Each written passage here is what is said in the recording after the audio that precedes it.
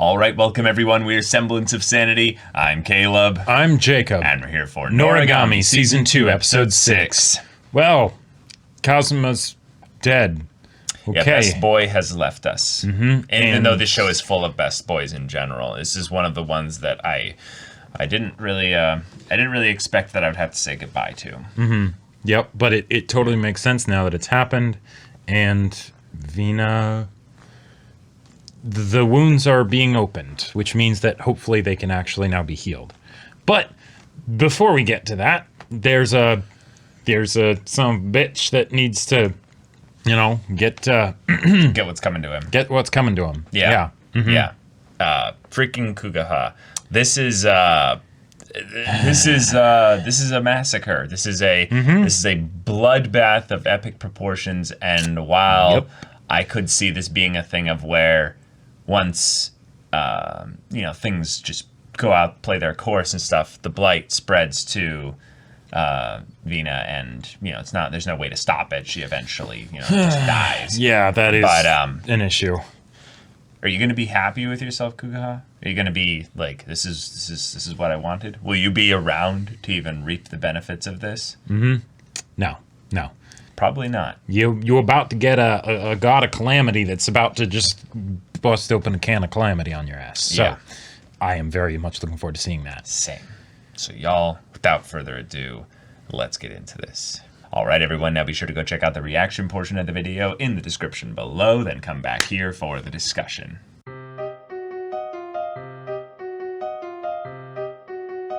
Okay. Wow, this was a fantastic end to this arc, basically. Oh boy, that was an episode. Kuguha, banished. Yep. And not banished, he's released. His name is gone. He's not killed.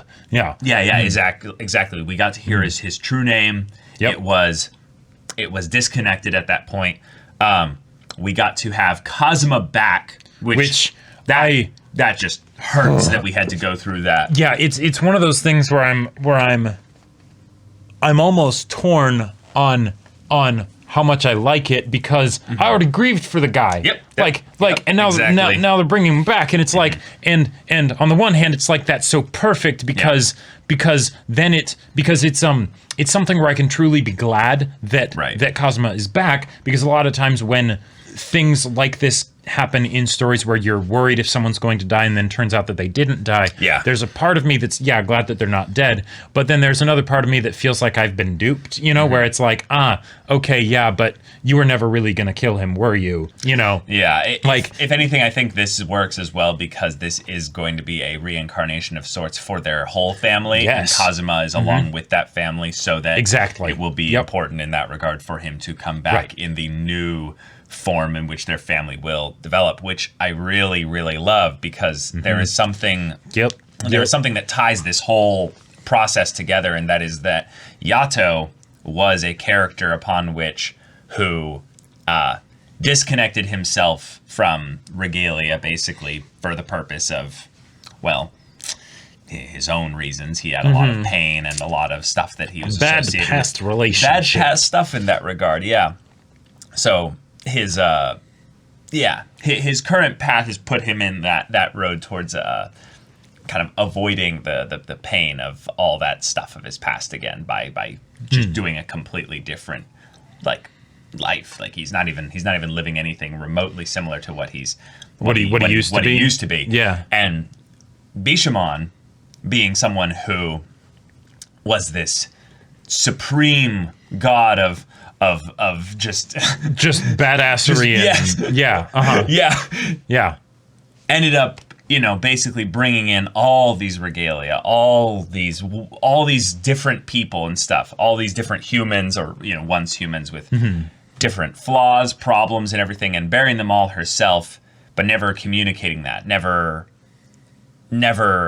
connecting with them through that. She basically ended up kind of being a little bit like Yato in that regard, and that she was essentially isolated, although surrounded by all these people. Alone in a crowd kind of a thing. Alone in a crowd. And now, because of Kuguha, really, and because of, many others in her life, she's now at a place where she can accept their pain. Right. And communicate her own, share in it, do real relationships, family. That's what it's all about. And Kuguha, I love what they set up with him because he was doing this all for her. And he worshipped her. I got a little bit off in the weeds thinking that he was going to be a replacement for her when clearly he had basically just told us many times that he was wanting to be a replacement essentially for Kazuma, to be her guiding voice. But the reason why it seems he wanted to do that was to move her towards that perfection, towards that state that's away from pain, just making her into the vision that he saw that who she was, which just wasn't congruent with who she actually is. Nope. It makes sense that, she is a god. So, worshiping a god, there is kind of a ring to that, if you will, right? But that's not the kind of relationship that she wanted to have with her Regalia. She wanted to have a family. Now, it wasn't functioning very well as a family, but that what you were going after Kuguha is definitely not in the cards, and hence you had to go. And I think it's kind of apropos that the other guiding voice, Kazuma, being from the Ma clan, from back then, he knows essentially what Bishamon's always wanted. But when Kuguha was brought in, what she needed at the time was to be able to survive all the anguish of what went on before. So his function became one that was to perpetuate that, to keep her from feeling the pain, to cure her of those all those things. Basically, he never blighted her, he never stung her. He did everything he could to fulfill his role, to the point where he then sees all the other Regalia as a threat to her. So he's like, okay, fine. I will instigate basically a recycling of history, which only happened because, again, she didn't have relationship with them back then in the same way that she didn't now. So now she's realizing, no, I can't do this with you, Kuguha, if this is where you're going to see my life is going. Like, I am a god, I can do no wrong. But in this case here, she needs to accept the things that she's taught, maybe her Regalia, that are right. Yeah, and, the whole I'm a god, I can do no wrong. It's not really that she can do no wrong, it's that she answers to no one. Right. So but she does have to deal with the consequences of her own actions. Right. Whatever she chooses is right, because she has that kind of supreme power over her own life and those around her, especially the Regalia. So they have to accept of whatever she says or does is right. But she does too. And in this case, Kuguha basically went into the whole thing of, no, what you're doing is not right. And he was the symptom. It was something where he was a. This would have happened eventually. Right. Yeah. He was a parasite that she had formed a symbiotic relationship with out of need. Right. And that worked. That it'll do you for a spell. Right. Right. But there came the point where it needed to change, and Kuguha did not want that to change really. Yeah. So it's a bit of an issue, and then there you go. But she did not let Yato touch him. She let him go, but she didn't let Yato touch him. That feels to me. He did cut off his hand. Well, okay, yeah. I mean, Yato is pretty fast, and to be real, that was before. Sometimes you need a hand cut off, like sometimes that's what needs to happen. Yep. But yes, and that was before the whole talk and everything. Yeah. And I'm not like, there's a part of me that feels like that's a little bit of sort of the trauma still lingering of that, even though she knows why Yato did what he did and everything, there's still that memory of Yato killing my Regalia. I'm not going to let that happen. Oh yeah, and then, totally. But then also on the other hand, I'm taking responsibility for this. I'm taking responsibility. So I'm going to banish him, and no, I'm not going to kill him because I don't want to do that. And two, I'm going to deal with that masked phantom, not you, Yato. Right. This was my mistake. Right. I like the distinction in that whatever a god chooses is right with regards to their family, if you will. It's not the place of some other god to come in and, choose what's right for their family and stuff. Yeah. But if a member of the family, like Kazuma, like Kuguha, thinks things have gotten to the point where they need outside help, where they need an intervention of sorts, that still should be started with some kind of interaction with the head of the house, in this regard, Bishamon. But because of the atmosphere and the setup Bishamon had done, that wasn't possible. Yep. Right. And it wasn't something that was going to happen. So this repeating is Bishamon's mistake that must be resolved by Bishamon. Right. And thus, whatever she chooses from here on out, again, will be right. And that is what they need to reconcile. And then we end up getting this really wholesome ending there, which is just so good. Because there's those choices that you make that you might not even realize you're making. Like, there are times when it's obvious that you're making a choice, and then there's times when it's not, right? And there were quite a few of those that Bishamon made, and they ended up piling up. And the whole bit of her end up, protecting the few regalia that are left, but then also taking them up as weapons when they were the ones deemed unfit to be weapons. Like, one, it's just badass, right? Yes, Bishamon is enough of a badass that she can take a rusty old cane sword and slay this big-ass masked phantom with it, right? Yeah. But then also the idea of, no, this is her true brand, right? Because yes, she takes the downtrodden and the weak and the ones that would be the rejects from any other self-respecting god, and takes them under her wing, right? Yeah. So naturally, she'll take them and she'll fight with them. Yeah. Of course. I loved Kazuma's little interaction with her at the end of the episode of like, no, your previous guiding voice was right. I only ended up hurting you twice. And it's like, yes, of course you did. Right. That's what humans do. I messed up twice. I must be gone forever. No, like, messing up, making mistakes. Oh my God.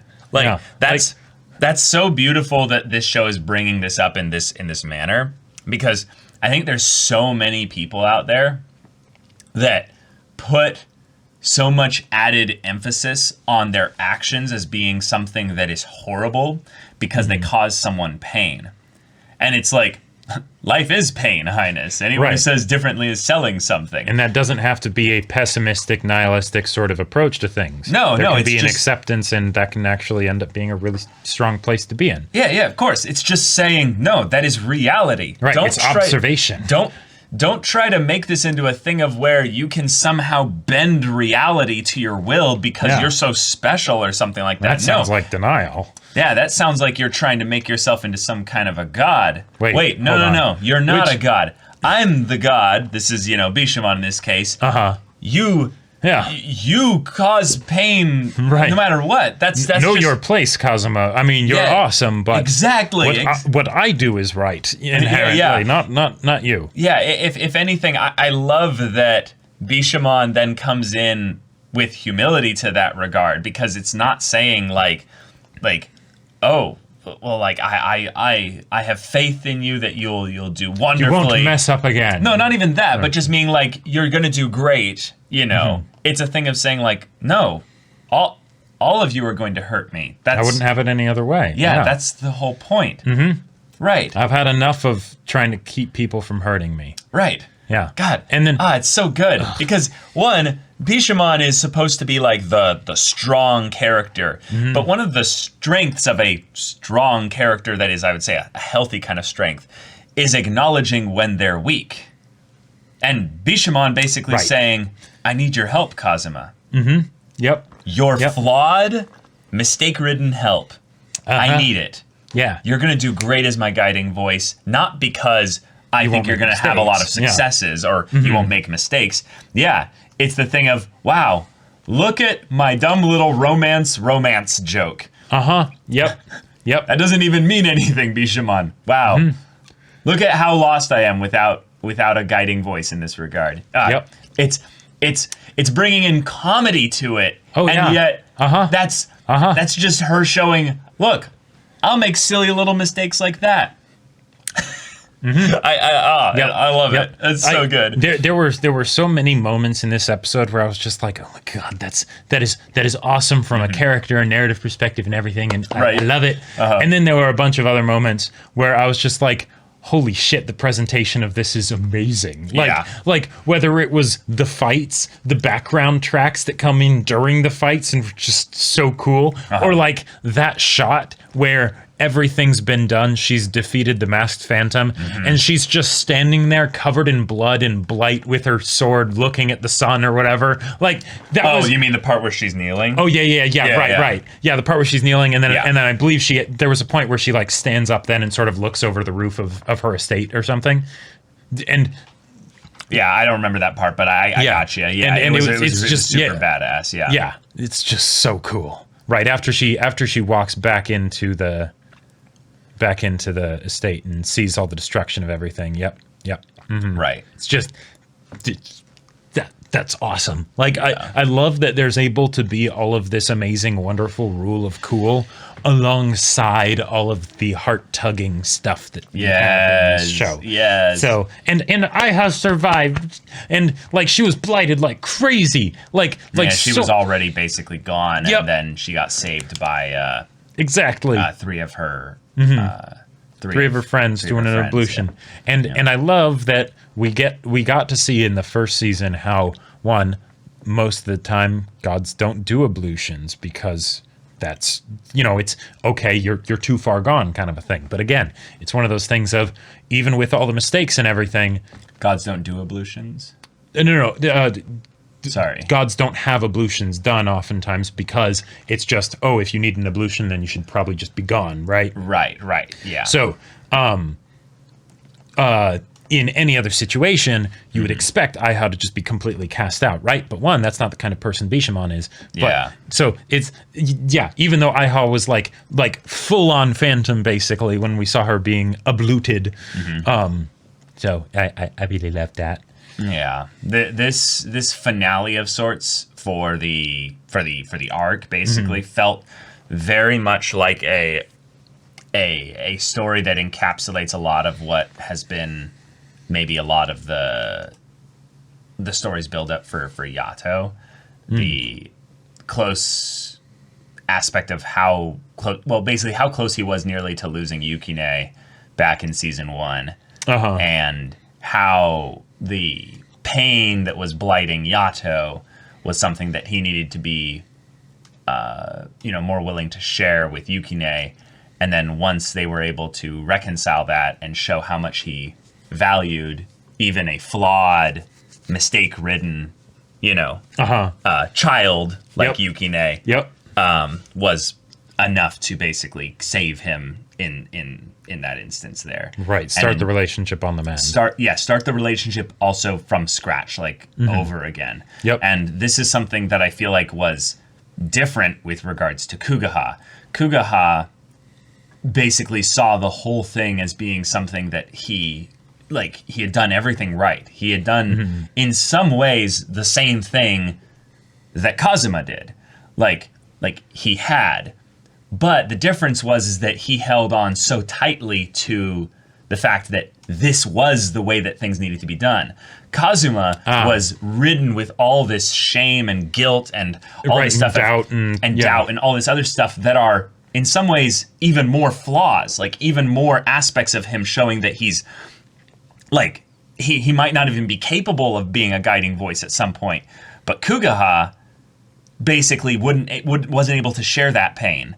That pain that he had was just something that she had to then experience at some point once she was finally no longer underneath the effects of all of his drugs and stuff like that to keep her, healthy and stuff, or to keep her unfeeling of all that pain.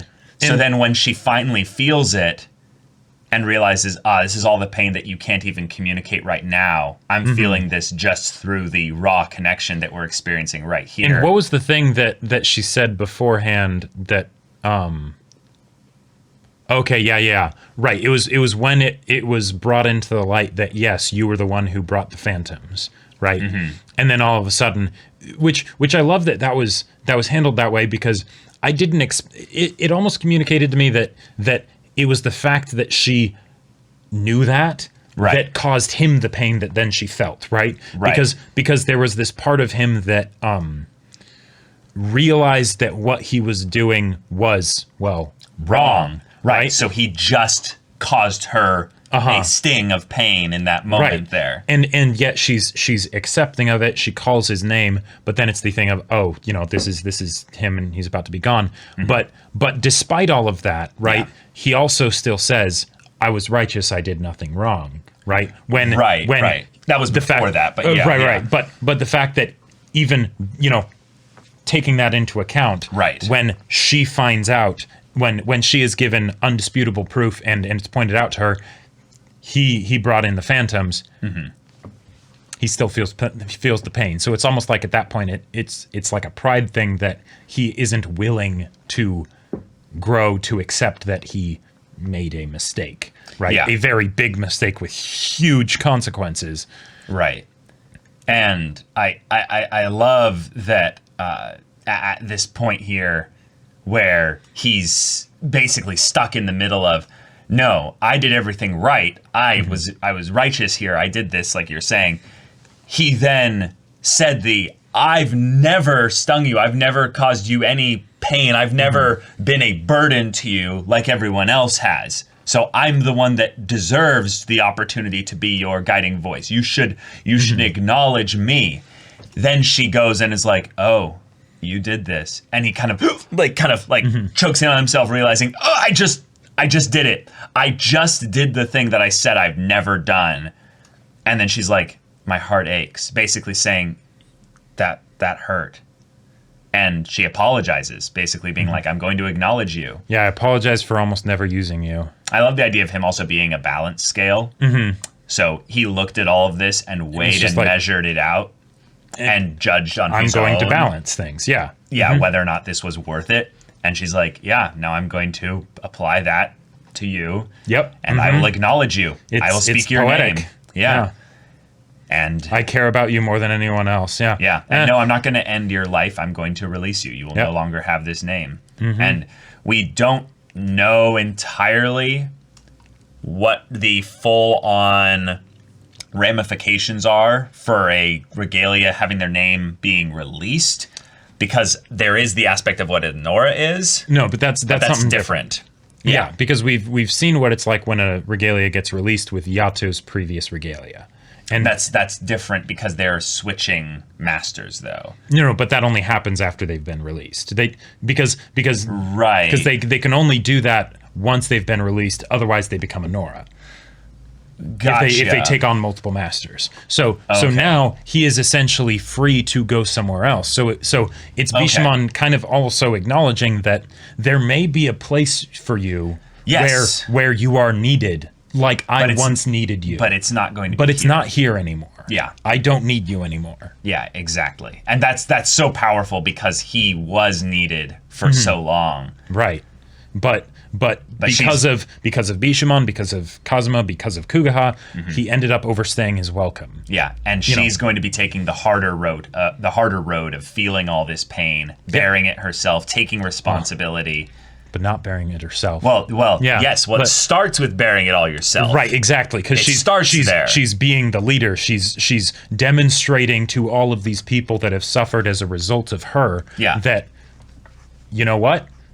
It's going to be different starting today. And I'm going to need all of you. The fact that when she calls the old lady and has the sword cane, that was so good. I wanted an unlimited, weapon works kind of. Yeah, unlimited with like staplers and, paper holders and paperweights and stuff. But this works too. But then just having this be her emotional end of this kind of downward spiral, and then she's essentially also starting over from scratch. Just, I don't know, she's such a fantastic character, and I just love that her and Kazuma will get to have all this more time together. So cool. Because of all the dynamics of duos in this show, I love them as a pair so much. I know you were wanting to say the most, and then you're like, hold on, that's a very big statement. So much. Yeah. and then the whole thing with Aiha and the other one, I forget her name, but them reconciling and everything, and then the exchange diary. I love that. Like once I saw the book, I was like, oh no, this is gonna be really good. What is it? Yeah, so we get. I wanted to look at it really quickly. Oh. So Kuguha says, "I don't know what to write." ... And then Bishamon says, "Your mane was moist today." And then we have what do we have here? We say Aiha Senpai's romance stories are a bit obnoxious. How do we make her stop? Sugu. So that's Sugu. Right. And then she responds back, "How could you write such a thing about me here?" From Aiha. And then she's like, romance. Bishamon. And it's just like,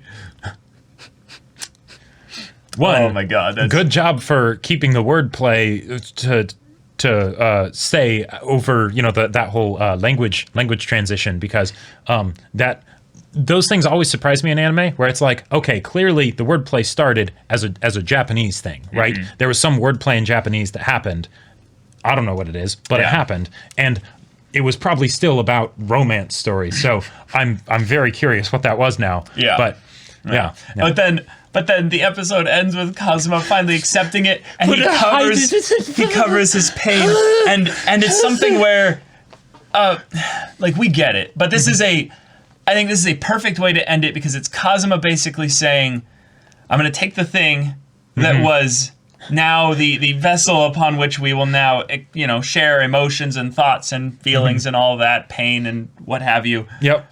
I'm going to use that to kind of cover my, pain, but maybe also my joy of this whole thing. But you guys all see this. This isn't actually covering anything. This is just for me, because I'm learning. I'm human. I'm making mistakes. I don't know how to do this that well either, but I'm going to try anyway. And it's so good. Yep. And here I'm going to make a mistake right in front of all of you, where you can all see, and that I'm making this mistake, and I'm choosing to make this mistake because, that's so good. And they're all going to value Kazuma so much more because he's... Yeah. And when we have all of this wonderful family stuff, then we go into the cursed family stuff.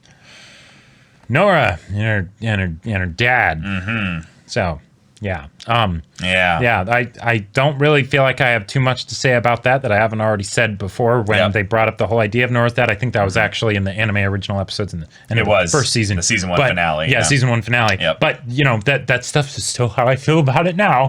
So y'all, thank you so much for watching this episode's reaction and discussion. If you want to see the next episode's reaction and discussion right now, though, go check out the link in the description below for our Patreon. You can get on early access there. You can watch full-length timer reactions there, and all this comes with Discord access. You can chat with us in the community there about this show, about anime in general, and also be sure to check out our Twitch channel. Yes, we stream Monday through Friday at 3 p.m. Pacific time. Monday we do podcasts. Tuesdays, One Piece dramatic manga readings. Wednesdays and Fridays, Caleb does gaming. Yeah, I'm playing Hades right now, which will be followed by Cyberpunk 2077 when it comes out. And then Thursdays, I do gaming, which is Persona 4 Golden. Yeah, so if any of that interests you, we'll see you there. But until then, we're Semblance of Sanity. I'm Caleb. I'm Jacob. And we'll see you all next time.